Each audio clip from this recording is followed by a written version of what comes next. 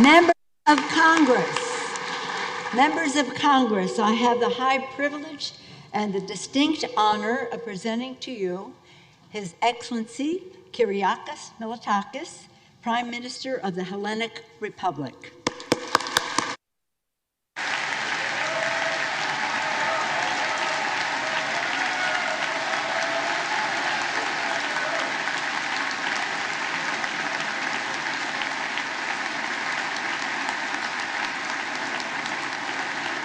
Thank you.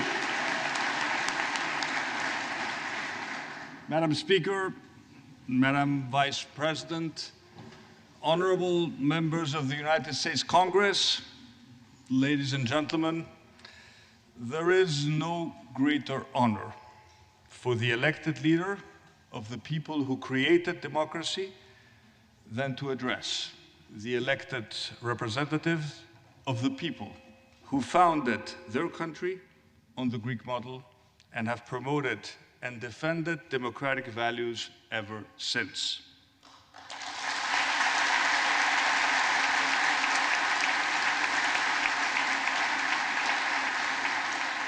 I am conscious, as I stand before you today, of the deep ties that bind our two nations together.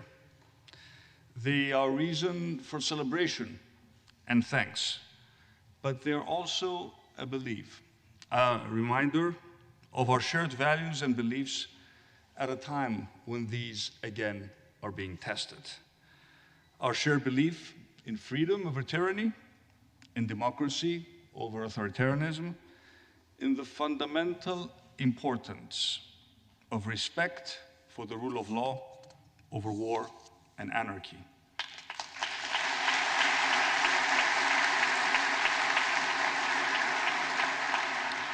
It is an added honor and a great pleasure for me to address a joint session of the United States Congress under female leadership, Speaker Nancy Pelosi, and of course, Vice President Kamala Harris.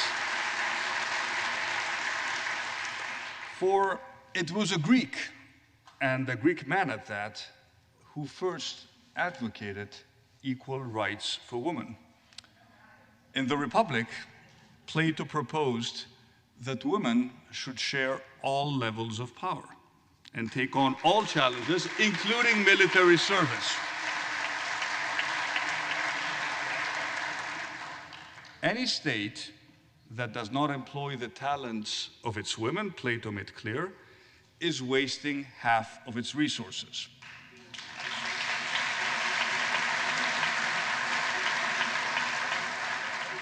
And as a son, husband, sibling, and father of strong creative women, I couldn't personally agree more. Like all Greeks, every time I come to Washington, I feel as if I'm coming home, because everything I see around me, the architecture, the art, the ideas carved into marble throughout the city, everything is so familiar. Walking into the Lincoln Memorial is like walking into the Parthenon when it was still intact before Lord Elgin's art collecting hobby defaced it, because it was based on the earlier monument.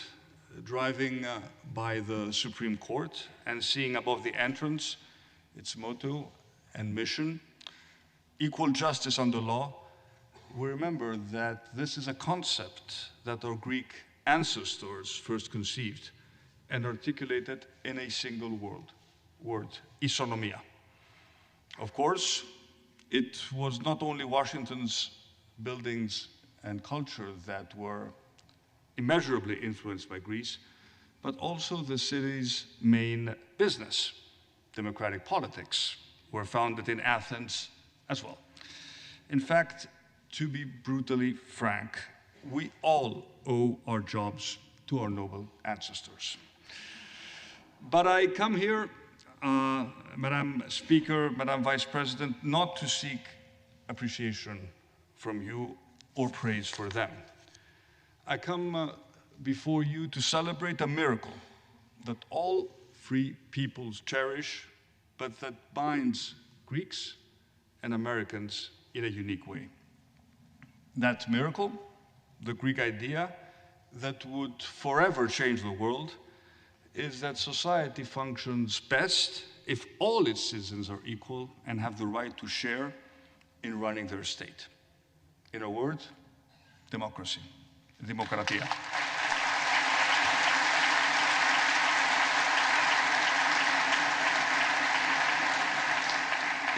It is very, very hard for us to realize how radical this idea of individual freedom, of self-governance, was 25 centuries ago, when a small community of Greeks dared to entrust equal political and legal rights to all its citizens.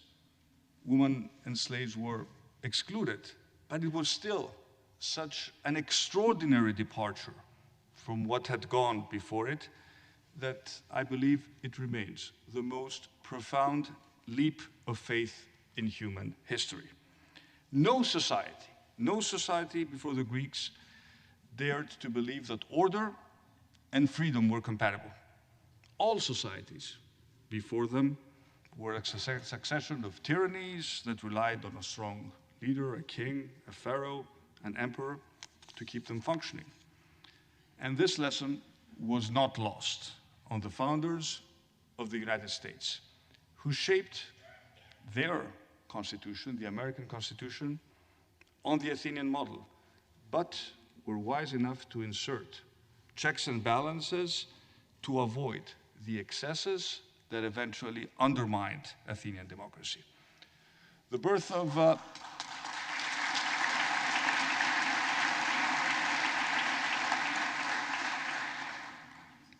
of democracy in ancient Athens brought about an explosion of the creative spirit in Greece that produced the architecture, the art, the drama, the philosophy that have shaped Western civilization ever since. The establishment of democracy in the United States has brought about the greatest expansion of human freedom and human progress the world has ever known.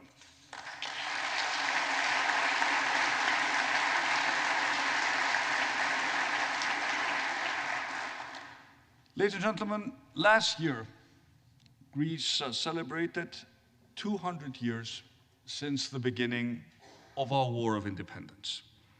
And in a very strange but interesting twist of historical fate, it was the Greek people who were inspired by the foundation of American democracy when they rose against their oppressor to fight for their own freedom. What you had shown us by example is that liberty can actually be fought for, and even against the odds, won.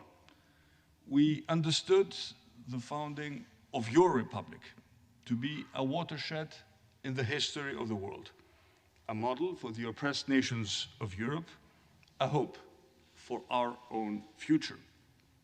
Right from the start, therefore, our forefathers looked across the Atlantic for support. From the distant Peloponnese, the leaders of the Greek Revolution sent an appeal in the spring of 1821 to the American people, their friends, their fellow citizens, and brethren. They spoke of the natural sympathy the Greeks felt for Americans, the thirst for freedom that they had both derived from the Asians. They wrote at the time, "In imitating you, we imitate our own ancestors. We shall show ourselves worthy of them in proportion as we resemble you."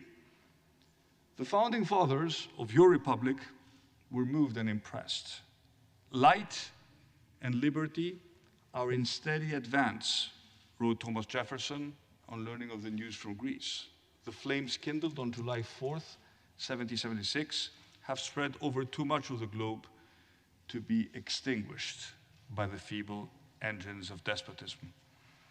Exactly 200 years ago, in 1822, revolutionary Greeks assembled at Epidavros, debated, and we drew up our first constitution.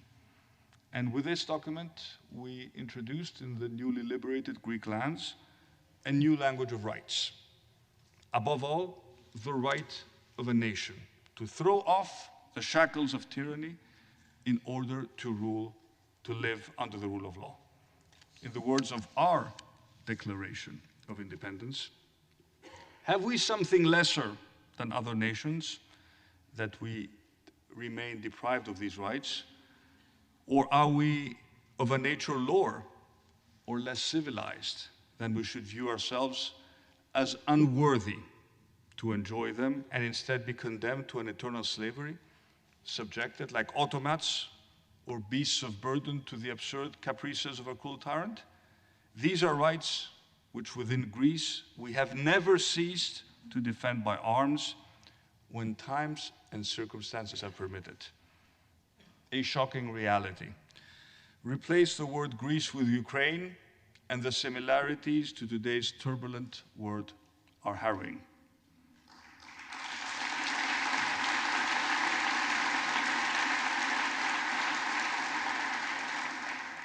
Two years later, in a little town in western Greece called Messaloniki, these exact words were published alongside a translation of the American Constitution. That book was one of the first ever books printed on Greek soil. It stands testimony to the immense values we Greeks attached from the start of our own future as a liberal and constitutional polity. That this little book appeared at the height of the war was remarkable. That it was printed in Messaloniki was simply incredible. Like Mariupol today, Messaloniki's outnumbered and emaciated defenders would repeatedly repel wave upon wave of enemy attacks before their final desperate sortie, an act of extraordinary daring, but one that would ultimately cost hundreds of lives, many of whom were women and children. When we see the same suffering among the outnumbered defenders of Mariupol, a city with a Greek name and deep Greek roots, we are reminded of Messaloniki and the cost of our own struggle.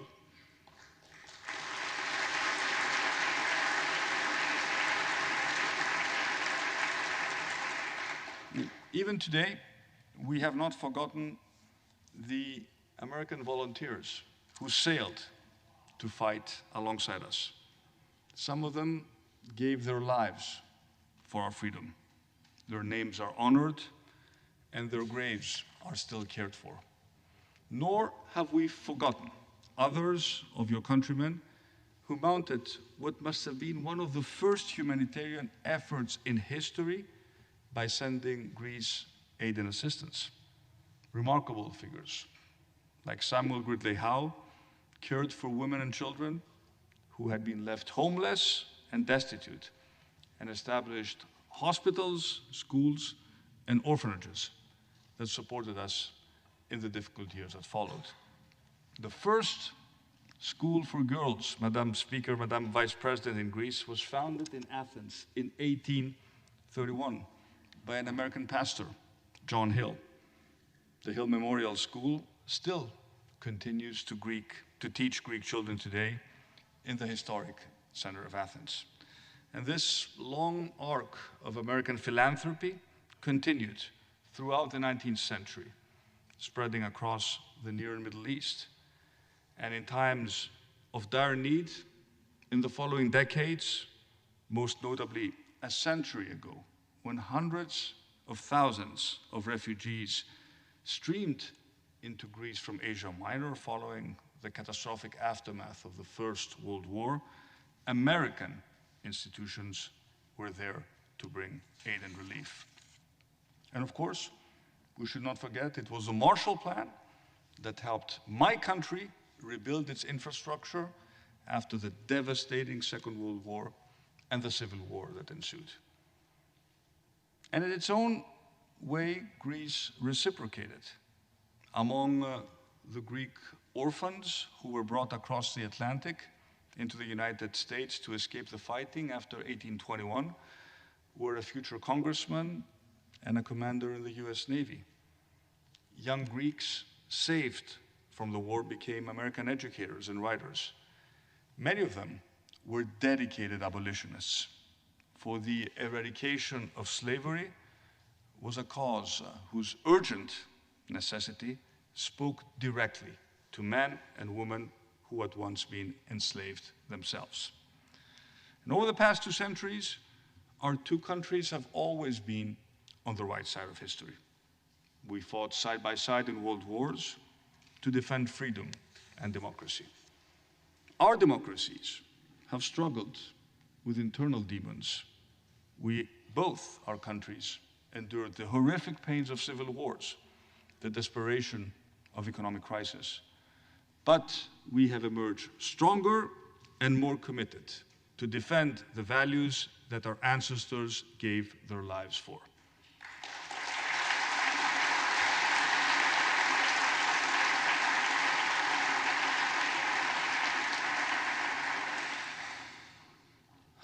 Esteemed members of Congress, I began today by saying that this bicentennial is more than a moment of celebration.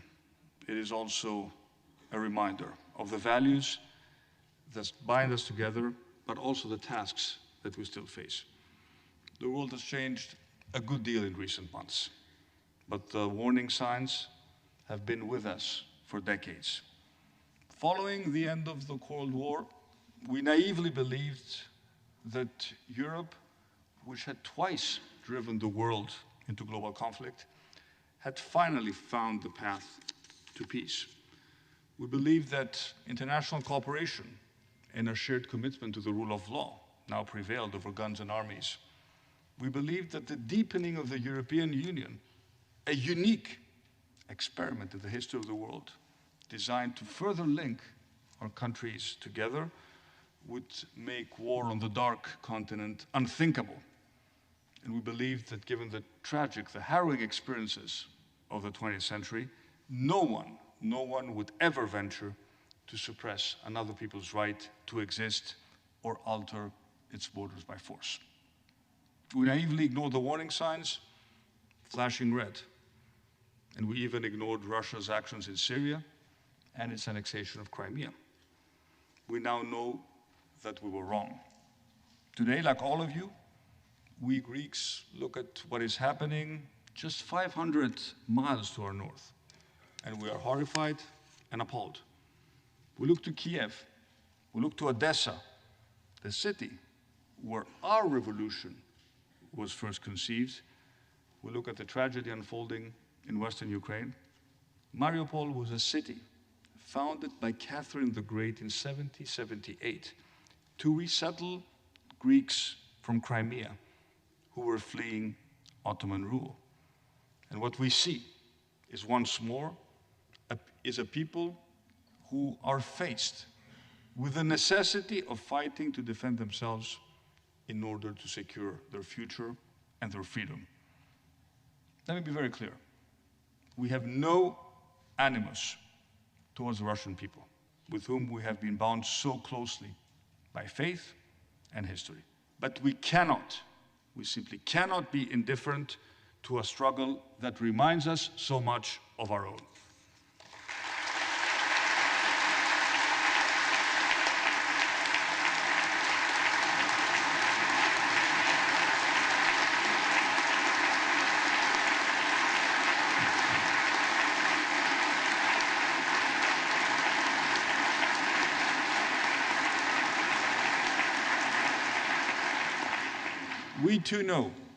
We too know what it is to be forced to reckon with invasion, to stand up for one's beliefs, and to have to resort to arms to protect our liberty.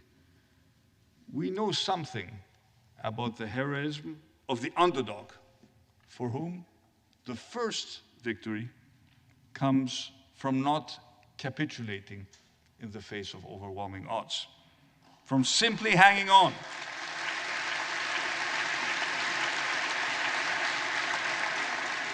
From simply hanging on and praying that others will come to our aid. And we too understand the importance of friends. We understand the power of allies in the defense of the values that we share. Without allies, the Greeks would not, for all their heroism, have been able to win their independence. And that is why we recognize the importance of taking sides now. And we took sides, unequivocally. We stand by Ukraine against Putin's aggression.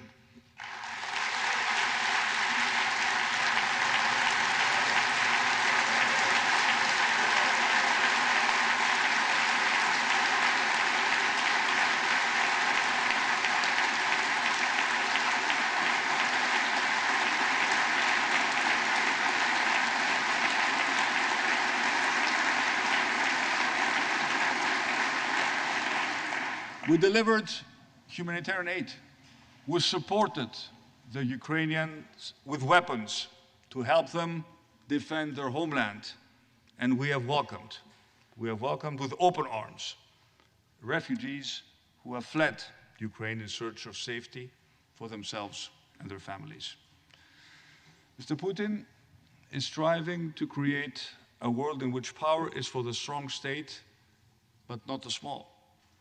A world where territorial claims are made on the basis of historical fantasies and enforced by aggression rather than decided by peace treaties.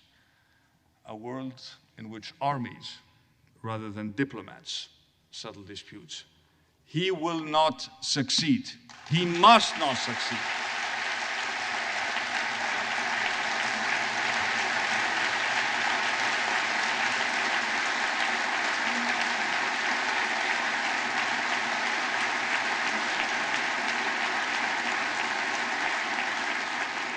And he must not succeed not only for the sake of Ukraine, but also in order to send a message. In order to send a message to all other authoritarian leaders that historical revisionism and open acts of aggression that violate international law will not be tolerated by the global community of democratic states.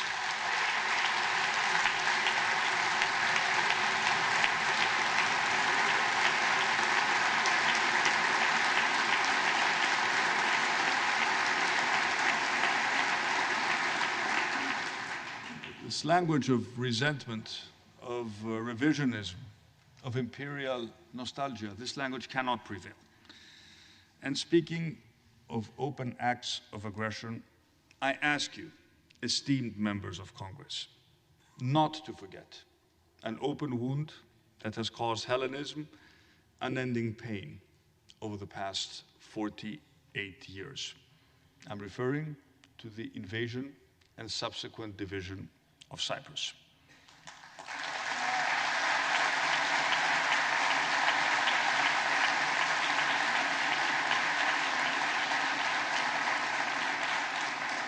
This issue has to be resolved in accordance with international law and in line with the relevant decisions of the United Nations Security Council. As I told President Biden yesterday, nobody ever will accept a two-state solution in Cyprus.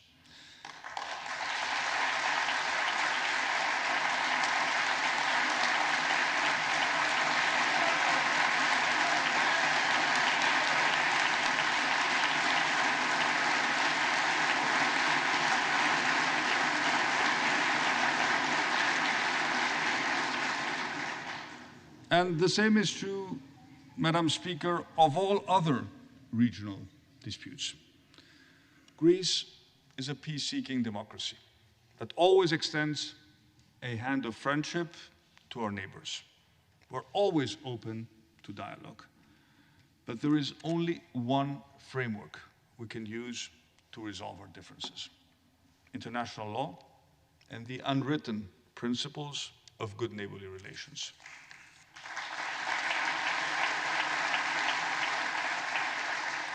And I want to be absolutely clear. We will not accept open acts of aggression that violate our sovereignty and our territorial rights. And these include overflights over Greek islands, which must stop immediately.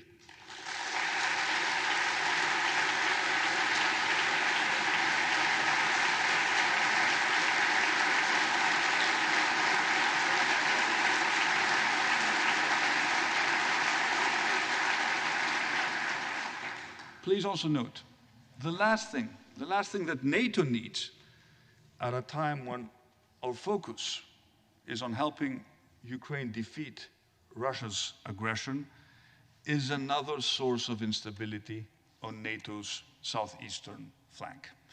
And I ask you to take this into account when you make defense procurement decisions concerning the Eastern Mediterranean.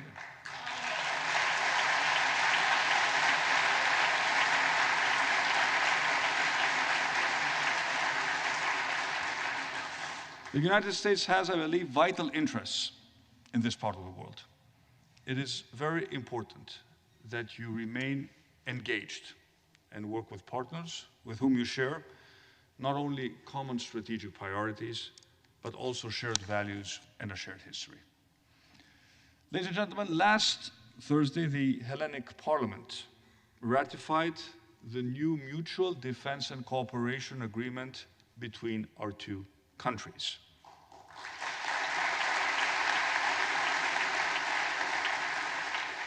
Whereas previously it was renewed annually by an act of Parliament, now it has a 5-year duration, after which it is automatically renewed unless one of the parties chooses not to do so. This agreement is a powerful testament of our enduring strategic partnership and our commitment to maintain peace and prosperity in the Eastern Mediterranean. And nowhere is that more obvious than in Suda Bay, which I know many of you have visited. It is the largest naval base in the Eastern Mediterranean, the only port that can accommodate aircraft carriers. But it is also obvious in the city of Alexandroupolis, in northeastern Greece, which is rapidly becoming an energy hub for the entire region. This is important. It's important as we seek to rapidly diversify away from Russian gas, investing in the necessary infrastructure that will make it possible to import large quantities of liquefied natural gas. This becomes critical, not just for Greece, but also for our Balkan neighbors. We plan to interconnect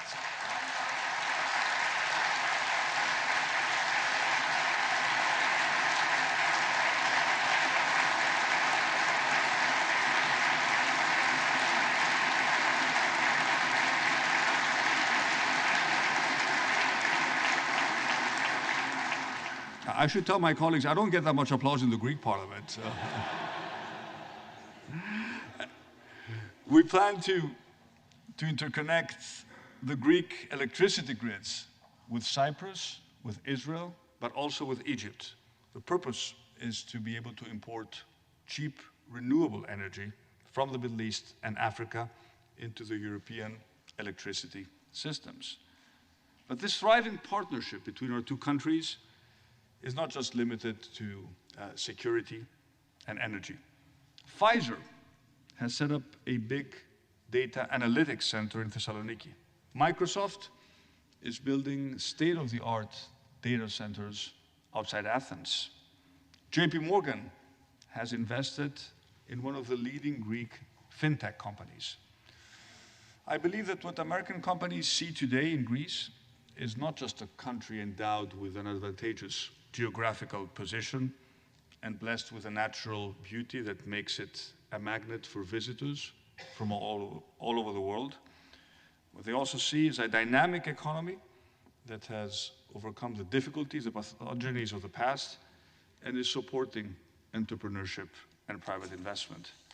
And what they see, which is probably the most important aspect of all, is a young, talented, well-educated workforce. These young, talented, well-educated Greeks who, after a decade of crisis, choose to remain in their homeland rather than emigrating. Or for those who had actually left the country, choose to return to Greece now. And I'm convinced they will be the protagonists of Greece's bright future.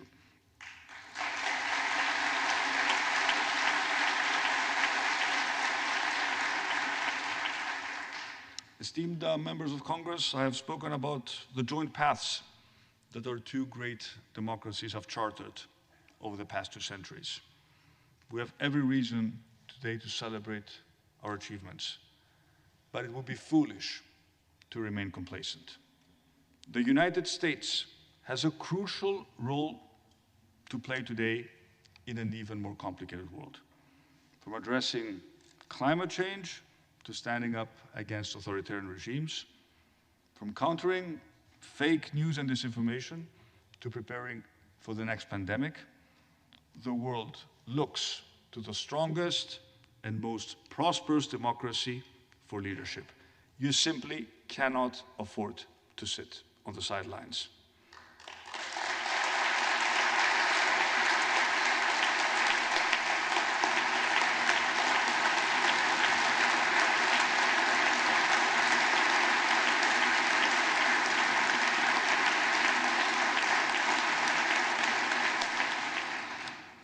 Multilateralism, in my mind, is not an option. It's a necessity, not only for a more stable world order, but also for your own self-interest. But we must also need to put our own house in order. Personally, I am more worried about the internal fragmentations of our democracies than I fear the threat of arrogant despots. We frequently remember the words of President Ronald Reagan: freedom is never more than a generation away from extinction. But let us not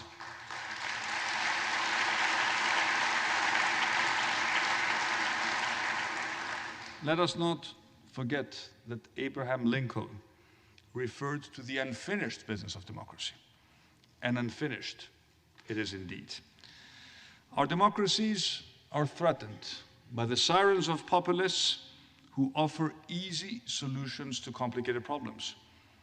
Their voices are being heard, primarily because income inequality has increased in our societies, and many justifiably feel that they're left behind. In Greece, we speak from experience. We paid a heavy price for listening to them. Everywhere in the world, in the United States, in Greece, in Europe, social media is polarizing public debate.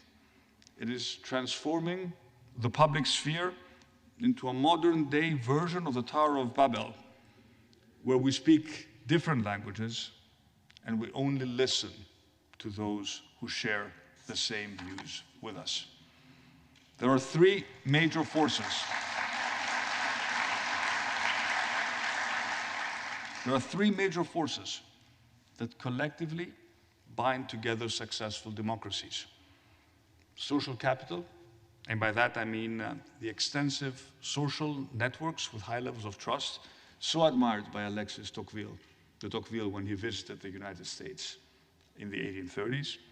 Strong institutions and common stories that forge a unified national identity. All three are being threatened today. At the same time, authoritarian regimes are questioning our ability to deliver prosperity for all our citizens. They're offering their people a Faustian deal. You trade political freedom and individual rights for high levels of growth and individual economic well-being. Many, unfortunately, are willing to accept it. These are some of the challenges we face today. And that is why making our democracies more resilient is such an important priority for our generation. I wish I had the answers to all these complicated questions, but I think I know where to start. We need to strengthen our democratic institutions to address the root causes of the anger and distrust of our citizens. We need to tackle income inequalities without losing the dynamism of our open economies. We need to reform social media so that it becomes less socially corrosive.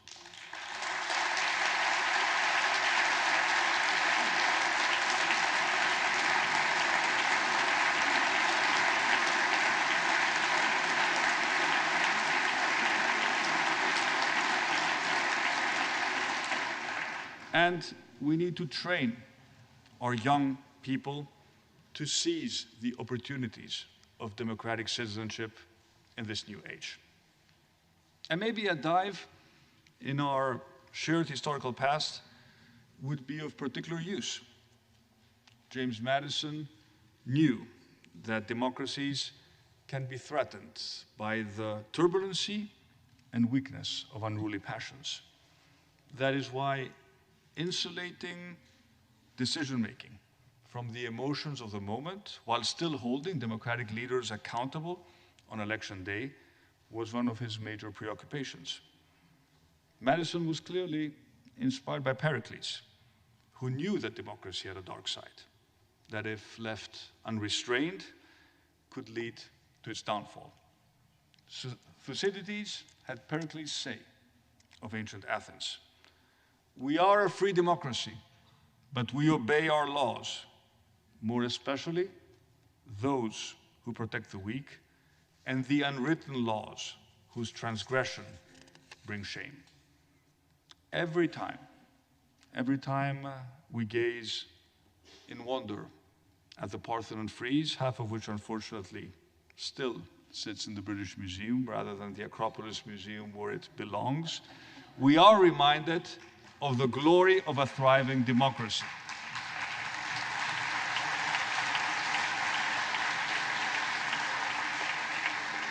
At 30 years after the Parthenon was constructed, democracy in Athens was no more.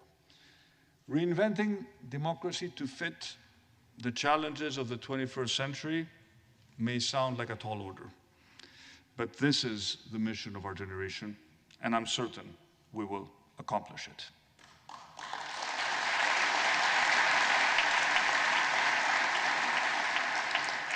Esteemed members of Congress, let me conclude by making a special reference to the one unshakable bond that will always bind our two countries together, the Greek-American community.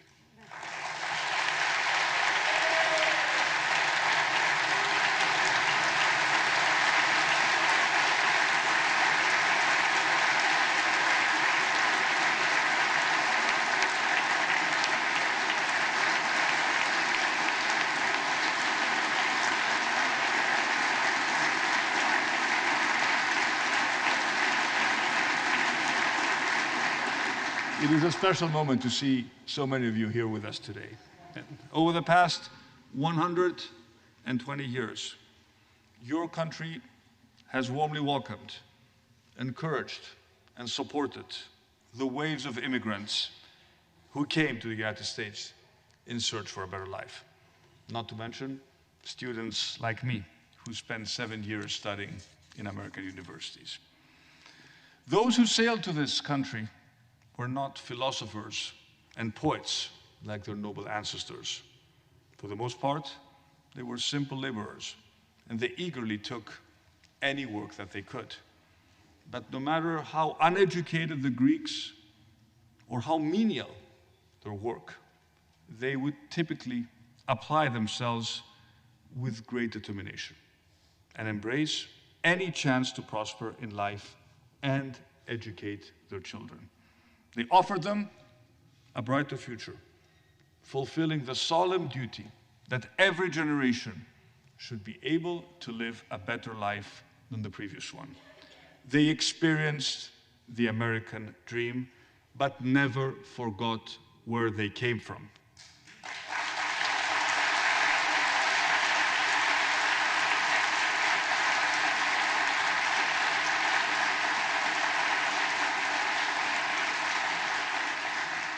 Today, the Greeks who live in the United States and the 3 million Americans who identify themselves as Greeks include some of the most respected leaders in the arts, science, education, medicine, the judiciary, and of course, politics.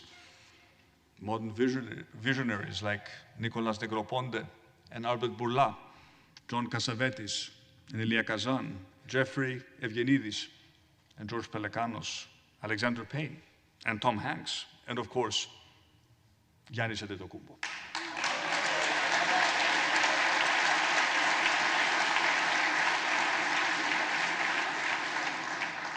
6 of them are in the Congress. One of them, my friend Mike Dukakis, ran for president of the United States. And I think one of the reasons Greeks were accepted in America so readily lies in the fact that the values of America and Greek values have so much in common.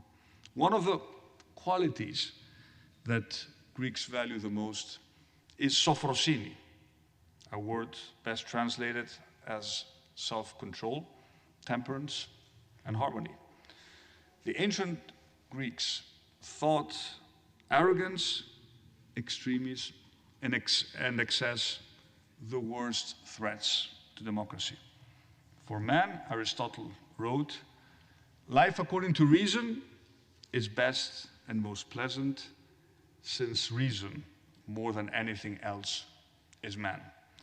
That reason tells me we Greeks and Americans have a lot more to contribute as custodians of democracy.